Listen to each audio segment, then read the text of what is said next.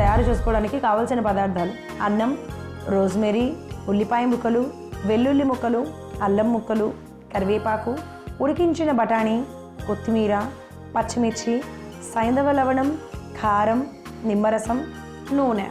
Rosemary rice తయారు చేసుకునే విధానం: ముందుగా స్టవ్ వెలిగించి పాన్ పెట్టుకుని 2 చెంచాల నూనె వేసి వేడి చేసుకోవాలి. నూనె వేడయ్యాక 1 చెంచా వెల్లుల్లి ముక్కలు, 1 చెంచా అల్లం ముక్కలు, 1 కప్పు ఉల్లిపాయ ముక్కలు, పచ్చిమిర్చి ముక్కలు, కరివేపాకు వేసి బాగా వేయించుకోవాలి. ఉల్లిపాయలు బాగా వేగాక 1/2 కప్పు రోజ్మెరీ, ఉడకపెట్టుకున్న బఠానీలు, అలాగే రుచికి సరిపడా సైంధవ లవణం, 1 చెంచా కారము, అలాగే అన్నం కూడా వేసి బాగా మిక్స్ చేసుకోవాలి.